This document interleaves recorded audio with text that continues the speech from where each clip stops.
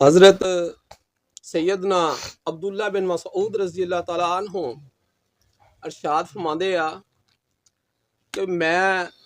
अकबा week दे बकरियां चराया करदा सी ते बकरियां मैं चरा रहा रास्ते दे विच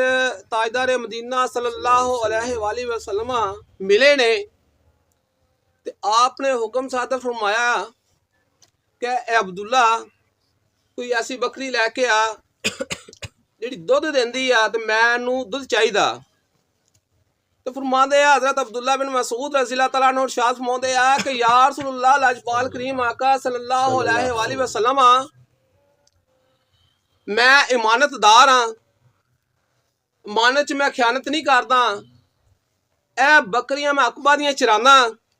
मेरा ਉਹਨਾਂ ਦੇ ਨਾਲ ਇਹ ਵਾਅਦਾ ਵਾ ਕਿ ਇਹਨਾਂ ਦਾ ਦੁੱਧ ਉਹ अकबा ਤੁਹਾਡਾ ਹੀ ਆ, ਉਹ ਸਾਡਾ ਨਹੀਂ। ਤੇ मैं बकरी का दुध बकरी नहीं पेश कर सकता, मैं माजरत खां।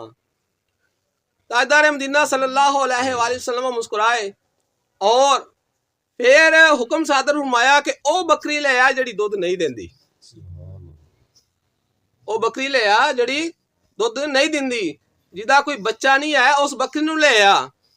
ते हज़रत अब्दुल्ला बिन मसूद रज़ी अल्लाह तआला अन्हु इरशाद फरमाउंदे आ कि मैं उस बकरी नूं लै गया, एक नूं लिजा के पेश किया ते ताजदार मदीना सल्लल्लाहु अलैहि वसल्लम उस बकरी दे थणा ते हथ फेरिया और दुध उतर आया, थण दुध नाल भर गए ते आपने जिन्ना दुध चाहिदा सी उन्ना उस बकरी दा दुध चोया, चो के ले लिया, सहाबा कराम नूं दिता, आप पीता और उस तो बाद हुक्म सादर फरमाया,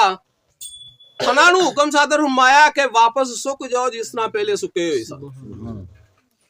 हज़रत अब्दुल्ला बिन मसूद रज़ी अल्लाह तआला अन्हु इरशाद फरमाते आ कि बिल्कुल ऐसा ही हो गया जिस तरह के बकरी पहले सी।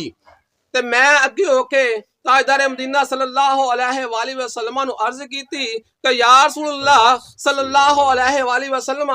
जो कलमात पढ़ के तुसां दुध चोया ओ मैनूं भी सिखा दिओ, ओ कलमात मैनूं भी सिखा दिओ। ते आप सल्लल्लाहु अलैहि वसल्लम उन्हें जवाब दिता, उन्हें कहा नहीं, ये मैनू ही अल्लाह तबारक व तआला दी इनायतां ने, ये किसी होर नूं नहीं हो सकदियां। ताजदार मदीना सल्लल्लाहु अलैहि वसल्लम दा जिथे दस्ते मुबारक फिर जाए और रहमत ही रहमत हो जांदा, जिथे ताजदार मदीना सल्लल्लाहु अलैहि वसल्लम दी निगाह रहमत फिर जाए उथे रहमत ही रहमत हो जांदी आ और दिलां दे हाल ही बदल जांदे, इंसान दे दिलां दे हाल ही बदल जांदे।